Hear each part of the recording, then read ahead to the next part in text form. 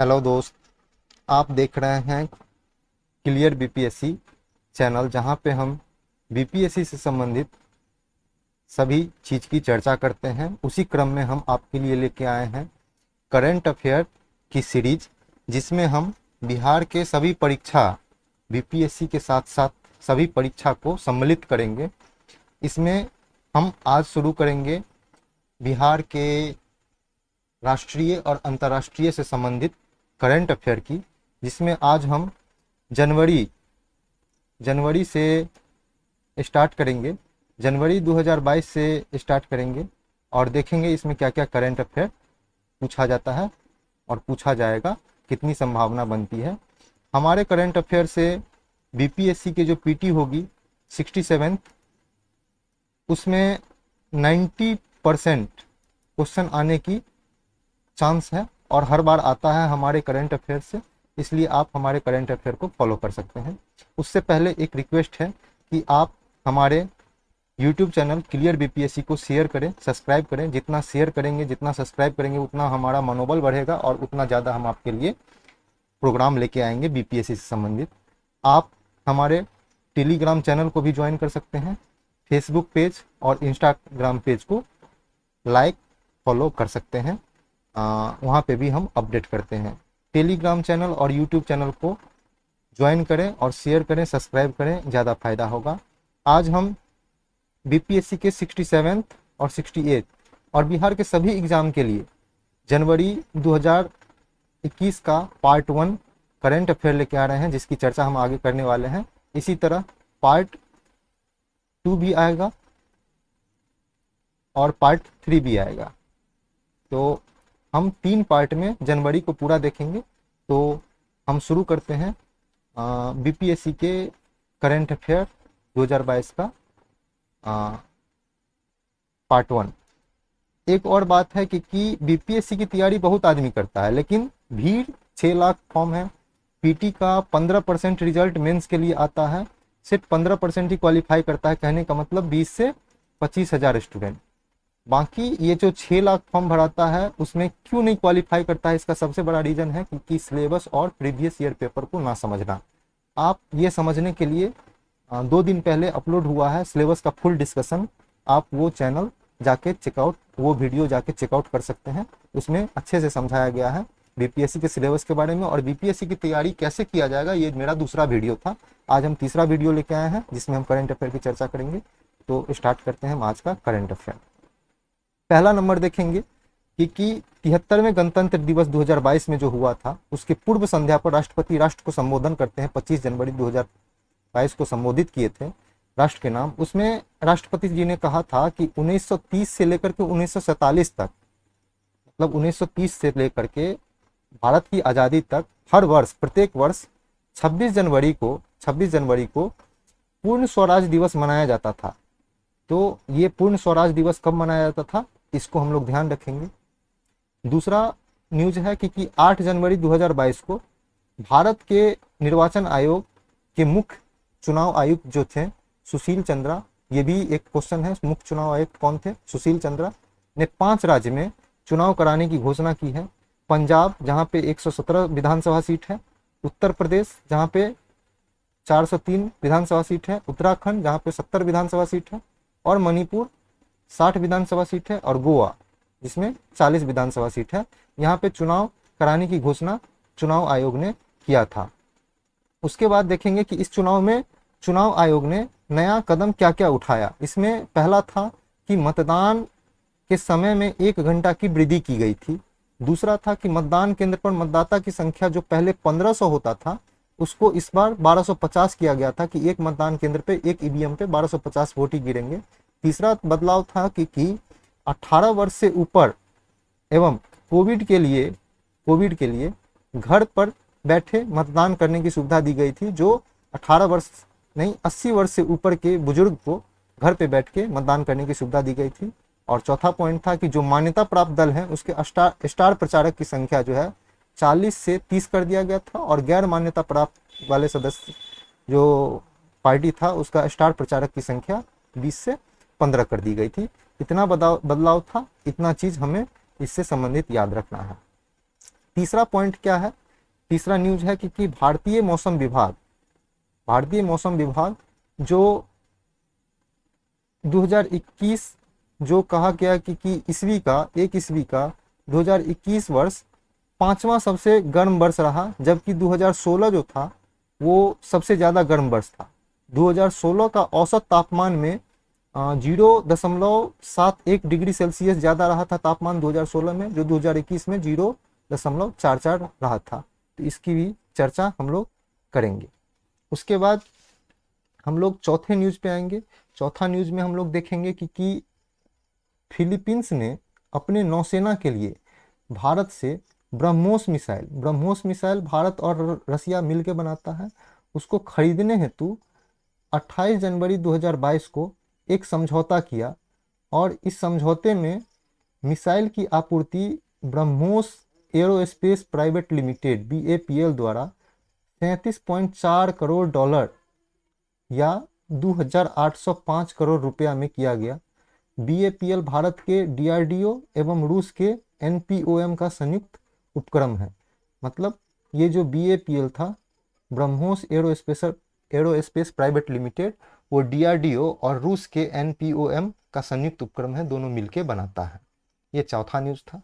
आज के पांचवा न्यूज के बारे में हम देखेंगे कि अक्टूबर 2020 से टेलीविजन रेटिंग पॉइंट TRP जो घोटाला हुआ था, उसके बाद इसे बंद कर दिया गया था, जिसे सूचना एवं प्रसारण मंत्रालय ने broadcast audience research council BARC को निर्देश देकर के जनवरी 2022 से फिर से शुरू कर दिया गया।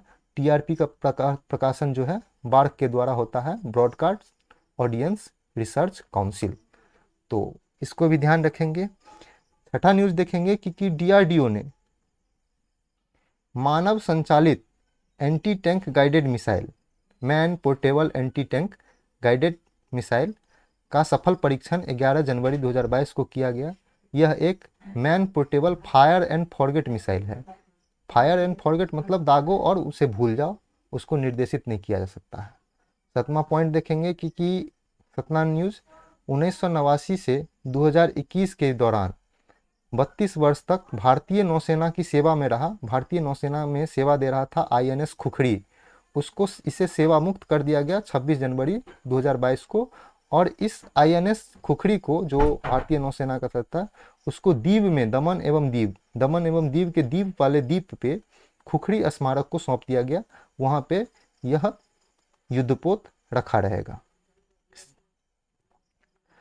आठवां न्यूज देखेंगे हम कि कोचिन शिपयार्ड द्वारा निर्मित भारत का प्रथम स्वदेश निर्मित विमान वाहक युद्धपोत विक्रांता, कोचिन शिपयार्ड बनाया हुआ है विक्रांता को। उसका तीसरा समुद्र परीक्षण हो गया है, जो 45,000 टन पानी को विस्थापन करता है। यहाँ पे पानी लिखेंगे हम लोग, पानी को विस्थापन करता है, पानी विस्थापन की क्षमता है। अगस्त 2022 तक इस विक्रांता को भारतीय नौसेना में शामिल कर लिया जाएगा। भारतीय ये जो विक्रांता है स्वदेश निर्मित है, इसको, ये बहुत ही इम्पोर्टेंट है, इसको याद रखेंगे, क्योंकि भारत के पास युद्धपोत ज़्यादा है नहीं, तो ये विक्रांता को हम लोग देखेंगे, याद रखेंगे। नौवां न्यूज है DRDO द्वारा निर्मित क्रूज मिसाइल ब्रह्मोस का समुद्र से समुद्र में मार करने वाला का सफल परीक्षण किया गया है INS विशाखापट्टनम युद्धपोत से। 11 जनवरी को किया गया था। ब्रह्मोस का वायु संस्करण का परीक्षण दिसंबर माह में किया जा चुका है, ये भी याद रखेंगे। उसके बाद हम लोग 10वां न्यूज देखेंगे कि भारत और चीन के बीच सीमा विवाद का समाधान हेतु कोर कमांडर स्तर का वार्ता के 14वें दौर चुशूल मोल्दो, ये चीन में है, चुशूल मोल्दो बैठक स्थल चीन में किया गया था। तो हम लोग याद रखेंगे कि सीमा विवाद समाधान के लिए 14वें दौर का वार्ता कहाँ पे किया गया है, तो चुशूल मोल्दो बैठक स्थल चीन में। 11वां न्यूज पे चर्चा करेंगे। इंडोनेशिया ने अपनी राजधानी जकार्ता को हस्तांतरण करके जकार्ता को बदल दिया है और उसको ले गया है बुर्नोई द्वीप के पूर्वी कालीमंतान के पास जिसका नया नाम होगा नुसंतारा। तो कहने का मतलब है इंडोनेशिया ने अपना राजधानी का नाम बदला और जगह भी बदला, और नया जगह होगा नुसंतारा राजधानी का नाम। तो हम लोग इसको भी ध्यान में रखेंगे। उसके बाद हम लोग 12वां न्यूज़ देखेंगे कि पाकिस्तान आज़ादी के बाद अपना पहला राष्ट्रीय सुरक्षा नीति को मंजूरी दिया है पाकिस्तान। इसे पूरा सार्वजनिक तो नहीं किया गया है, लेकिन प्रधानमंत्री इमरान खान ने कहा है कि आर्थिक सुरक्षा से ही राष्ट्रीय एवं नागरिक सुरक्षा सुनिश्चित होगी। तो याद रखेंगे किस देश ने हाल ही में अपना प्रथम राष्ट्रीय सुरक्षा नीति जारी किया, तो पाकिस्तान ने जारी किया है। 13वां न्यूज है कि जर्मनी की संस्था ट्रांसपेरेंसी इंटरनेशनल द्वारा प्रतिवर्ष जारी होने वाला भ्रष्टाचार बोध सूचकांक करप्शन परसेप्शन इंडेक्स 2021 2 जनवरी 2022 को जारी किया गया। यह सूचकांक का मान 0 से 100 के बीच होता है, याद रखेंगे। जहाँ पे 0 सर्वाधिक भ्रष्ट, सबसे ज़्यादा भ्रष्ट होगा जिसका मान 0 होगा, और 100 जिसका मान होगा वो सबसे कम भ्रष्ट वाले देश होंगे। प्रथम स्थान पर 88 अंक के साथ डेनमार्क, फिनलैंड और न्यूजीलैंड तीनों हैं, और अंतिम स्थान पर 11 अंक के साथ दक्षिणी सूडान 180वां स्थान पर है। कहने का मतलब है टोटल 180 देशों का रैंकिंग किया गया था इस बार। तीसरा है कि 180 देशों में भारत 40 अंक के साथ 85वां स्थान पर है, जो कि 2020 में 86वां स्थान पर था। उसके बाद हम लोग देखेंगे अगला न्यूज 14 नंबर। इजराइल के राष्ट्रपति कौन है? इसाक हाजोंग ने 30 से 31 जनवरी के बीच यूएई यूनाइटेड अरब अमीरात की यात्रा किया। हम लोग जानते हैं कि इजराइल का अरब देश से बहुत ही ज़्यादा अच्छा रिलेशन नहीं था। इस बीच में इजराइल ने अरब देश के साथ और अरब देश ने इजराइल के साथ संबंध बनाना शुरू किया गया है। इसलिए इजराइल के राष्ट्रपति अगर यूएई या सऊदी अरब सबसे रिलेशन बनाएगा या उसके प्रधानमंत्री, तो ये बहुत ही ज़्यादा इम्पोर्टेंट है। तो इजराइल के राष्ट्रपति इसाक हजोंग ने यूए की यात्रा किया। इससे पहले इजराइल के प्रधानमंत्री नेफ्ताली बेनेट है इजराइल के प्रधानमंत्री, उन्होंने यूए की यात्रा करके इतिहास रचा था। यूएई इजराइल का संबंध सामान्य करने में अमेरिका के राष्ट्रपति डोनाल्ड ट्रंप ने मध्यस्थता किया था। उस टाइम में डोनाल्ड ट्रंप राष्ट्रपति हुआ करते थे। अभी अमेरिका के राष्ट्रपति जोसेफ बाइडन है, जो बाइडन जिसको कहते हैं वो है। 15 नंबर न्यूज देखेंगे। भारत इजराइल संबंध की 30वीं वर्षगांठ जनवरी 2022 के अवसर पर नरेंद्र मोदी ने इजराइल के प्रधानमंत्री को एक वीडियो संदेश भेजा है कि हमारा रिलेशन अच्छा है। यही वीडियो संदेश भेजा गया है। भारत इजराइल का संबंध 29 जनवरी 1993 को स्थापित हुआ है, जिसका 30 साल हम लोग मना रहे हैं, 30th वर्षगांठ मना रहे हैं। 16 नंबर न्यूज देखेंगे। कनाडा में आम नागरिक में 75% कोविड-19 का दोनों डोज लग चुका है, 75% में, परंतु वहां पे वैक्सीन लगाना अनिवार्य किया गया है। तो इस वैक्सीन अनिवार्यता के विरोध में कनाडा के ट्रक चालक द्वारा फ्रीडम कॉन्वॉय नामक आंदोलन चलाया गया और जुलूस निकालकर 30 और 31 जनवरी को कनाडा की राजधानी ओटावा को घेर लिया गया। कनाडा के प्रधानमंत्री जस्टिन ट्रूडो है। ये क्यों किया गया? क्योंकि कनाडा के राजधानी ओटावा में एंट्री के लिए आपको कोविड का दोनों डोज लगना अनिवार्य था, और जो ट्रक चालक दोनों डोज नहीं लगाया था उसको राजधानी में एंट्री नहीं दिया जा रहा था। इसी के खिलाफ ट्रक चालक ने फ्रीडम कॉन्वॉय नाम से आंदोलन शुरू किया था। 17 नंबर न्यूज देखेंगे। औद्योगिक श्रमिक के लिए उपभोक्ता मूल्य सूचकांक consumer price index industrial worker का आधार वर्ष श्रम मंत्रालय ने 2001 था पहले, उसके बदल करके 2016 कर दिया गया है। तो 2016 किया, ये 2020 में किया गया, 2001 के स्थान पर 2016। दिसंबर 2021 में CPI-IW मतलब उपभोक्ता मूल्य सूचकांक इंडस्ट्रियल वर्कर औद्योगिक श्रमिक की मुद्रास्फीति 5.56% थी। ये याद रखना उतना ज़्यादा इंपॉर्टेंट नहीं है। ये देखेंगे कि 2001 के स्थान पे 2016 कर दिया गया। CPI-IW की गणना श्रम मंत्रालय के लेबर ब्यूरो द्वारा मासिक आधार पर किया जाता है, प्रत्येक महीने किया जाता है, ये याद रखेंगे।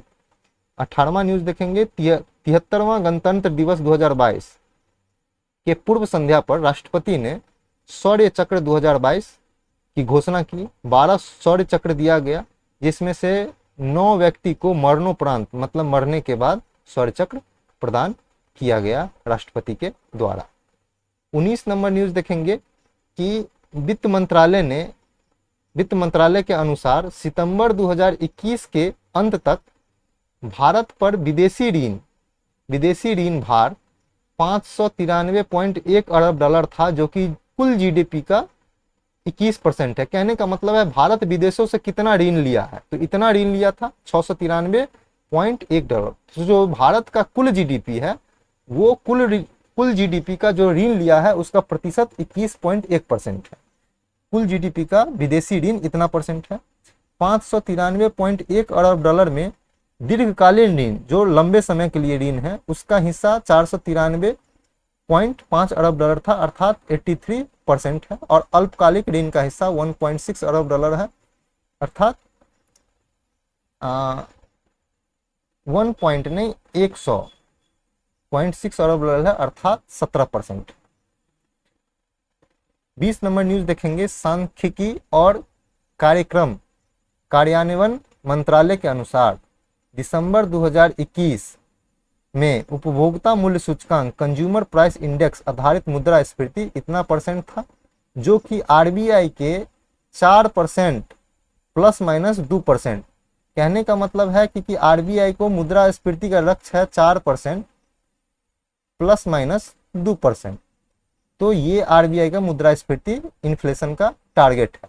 इससे ऊपर होता है और इससे कम होता है तो आरबीआई को तलब किया जाता है, सरकार द्वारा बुलाया जाता है कि ऐसा क्यों हो रहा है, आप अपने मौद्रिक नीति में बदलाव कीजिए। अगला है 21 नंबर न्यूज, आरबीआई द्वारा 7 जनवरी 2022 को अनुसार रिपोर्ट पेश किया, जिसमें दिसंबर 2021 के अंत तक भारत का विदेशी मुद्रा कोष 433.6 अरब डॉलर था, जिसमें विदेशी मुद्रा 433.6 अरब डॉलर था। विदेशी मुद्रा कोष में क्या क्या शामिल होता है इसकी बात देखेंगे कि ए नंबर जो है उसमें देखेंगे कि विदेशी मुद्रा जैसे डॉलर, युआन, येन, स्टर्लिंग, पाउंड, ये सब शामिल होता है। बी नंबर में देखेंगे स्वर्ण या सोना, आपके पास सोना का भंडार कितना होता है। सी नंबर में देखेंगे आईएमएफ का स्पेशल ड्राइंग राइट एसडीआर।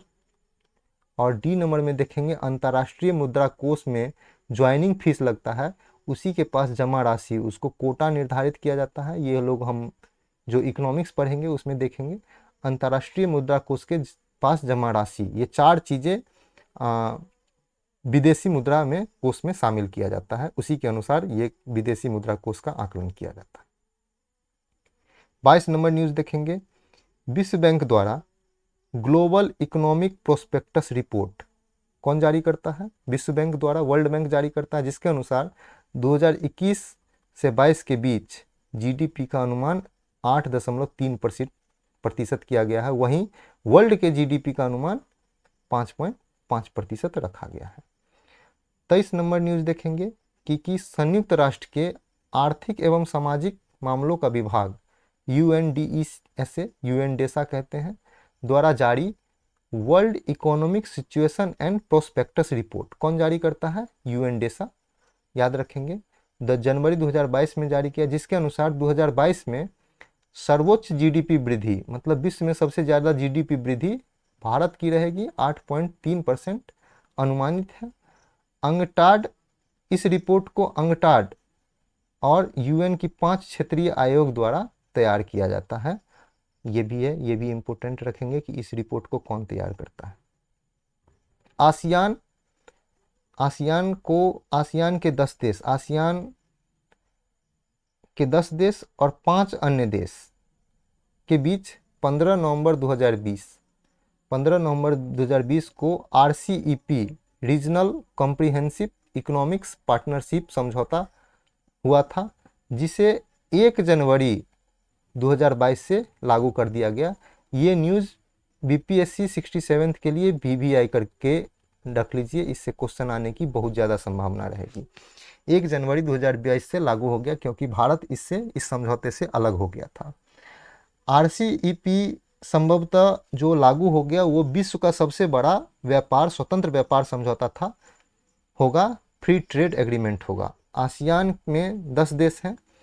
10 देश कौन कौन से हैं? Indonesia, Malaysia, Singapore, Thailand, Brunei, Myanmar, Laos, Vietnam, Philippines और कंबोडिया। और उसके साथ जो 5 और देश थे उसमें 5 देश में जापान और चाइना, दक्षिण कोरिया, ऑस्ट्रेलिया और न्यूजीलैंड, ये 5 देश आरसीईपी में शामिल हुआ था। 25 नंबर न्यूज देखेंगे कि आईएमएफ द्वारा वर्ल्ड इकोनॉमिक आउटलुक रिपोर्ट जारी किया जाता है। ये याद रखेंगे, वर्ल्ड इकोनॉमिक आउटलुक रिपोर्ट कौन जारी करता है? तो इंटरनेशनल मॉनेटरी फंड, अंतर्राष्ट्रीय मुद्रा कोष। 26 नंबर देखेंगे, यूनाइटेड नेशन महासभा, यूएन महासभा के 76वें सत्र में एक प्रस्ताव पारित किया गया, जो प्रस्ताव था कि 2022 को international year of basic sciences for sustainable development के रूप में मनाने का प्रस्ताव पारित हुआ। तो कहने का मतलब है यूएन द्वारा 2022 को international year of basic sciences for sustainable development year घोषित किया गया था। ये याद रखेंगे, कौन घोषित किया था, किस वर्ष को घोषित किया था, क्या किया था। अब हम 27 नंबर न्यूज देखेंगे कि एनपीए जो लोन होता है, NPA loan, non performing assets, जो परफॉर्म लोन डूब चुका है उसकी बात कर रहे हैं। एनपीए लोन के समाधान के लिए national assets reconstruction company limited, NARCL, national assets reconstruction company limited, इसको जो लोन डूब चुका है उसको निकालने के लिए ये कंपनी बनाया गया है। और एसेट मैनेजमेंट, जो लोन डूब गया है उसके एसेट मैनेजमेंट कंपनी के रूप में इंडिया डेप्ट रिजोल्यूशन कंपनी लिमिटेड, IDRCL के नाम से एक बैड बैंक शुरू किया गया है। बैड बैंक शुरू किया गया है जिसमें रिजर्व बैंक ऑफ इंडिया द्वारा सभी मंजूरी प्राप्त कर लिया है। ये दोनों IDRCL और NARCL दोनों स्टार्ट कर लिया गया है। NARCL में 51% की हिस्सेदारी सार्वजनिक बैंक का है, वहीं IDRCL में 51% की हिस्सेदारी निजी बैंक का है। ये दोनों का कंपनी का काम होगा कि जो लोन NPA बन चुका है उसको ये दोनों कंपनी बैंक से खरीद लेगा और खरीदे हुए लोन को रिकवरी के लिए उसके संपत्ति को बेचेगा, उससे पैसा वापस लेगा। ये दोनों कंपनी का काम रहेगा। कहने का मतलब है बैंक के ऊपर अब लोन की पैसा वसूली का, NPA लोन की पैसा वसूली का झंझट या बोझ नहीं रहेगा। अगला देखेंगे 28 नंबर, विश्व स्वर्ण परिषद वर्ल्ड गोल्ड काउंसिल द्वारा गोल्ड डिमांड ट्रेंड 2021 नामक रिपोर्ट जारी किया गया। इसके अनुसार भारत 2020 में कुल 446 टन सोना भारत द्वारा मांग की गई थी। 446 टन सोना 2020 में, जो 2021 में 797.3 टन हो गया था। कोविड के कारण सारे आदमी सोना में इन्वेस्ट करने लगे थे, इसलिए इतना मांग बढ़ा। 78.6% की वृद्धि की गई थी, ये भी याद रखेंगे। 29 नंबर में देखेंगे कि टाटा सन्स के पूर्ण स्वामित्व वाली एक कंपनी है जिसका नाम है Telles private India limited. Telles private limited ने 18,000 करोड़ की बोली लगाकर एयर इंडिया को खरीदा। और इस बोली में एयर इंडिया के साथ एयर इंडिया एक्सप्रेस भी शामिल था और एयर इंडिया के ग्राउंड हैंडलिंग कंपनी में 50% शामिल था। इस 18,000 करोड़ में क्या क्या शामिल था? एयर इंडिया के 100%, एयर इंडिया एक्सप्रेस के 100% और एयर इंडिया के ग्राउंड हैंडलिंग कंपनी के 50% शेयर शामिल था, मतलब हिस्सेदारी शामिल था। उसको खरीद लिया कौन? टाटा सन्स की company Telles private limited. 18,000 crore में से 2,700 करोड़ टाटा सरकार को देगा, इतना रुपया सरकार को देगा। 18,000 करोड़ में से मात्र 2,700 करोड़ रुपया सरकार को देगा और 15,300 करोड़ रुपया एयर इंडिया का जो पुराना लोन है, ऋण है, उसको चुकता करेगा। कहने का मतलब है ये पूरा पैसा सरकार को नहीं देगा।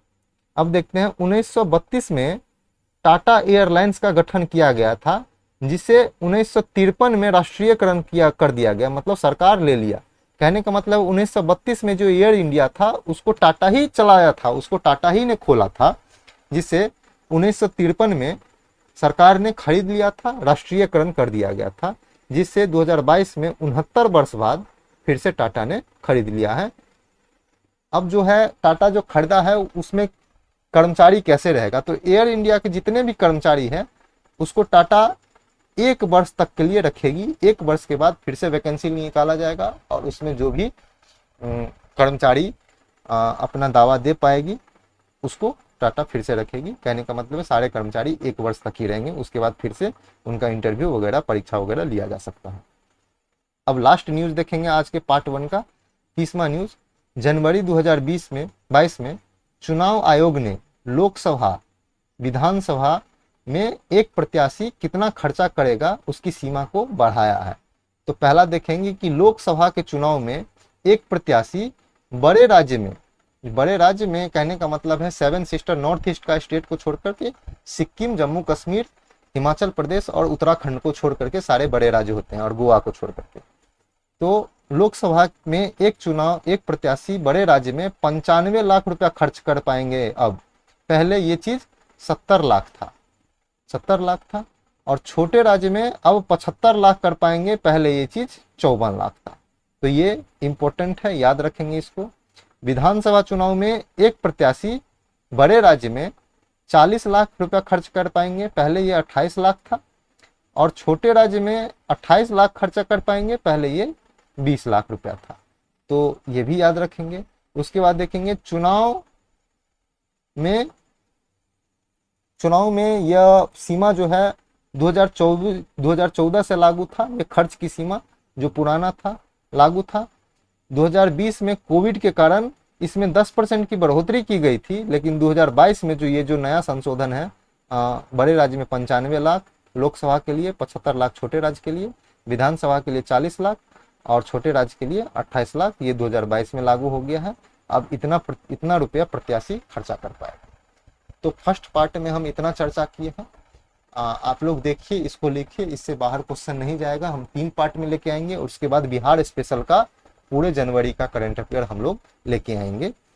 आप लोग क्लियर बीपीएससी यूट्यूब चैनल को शेयर कर सकते हैं, सब्सक्राइब कर सकते हैं, मेरा मनोबल बढ़ेगा, उसको करना ना भूलें।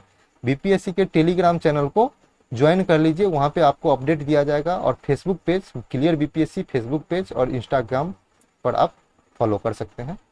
Thank you so much.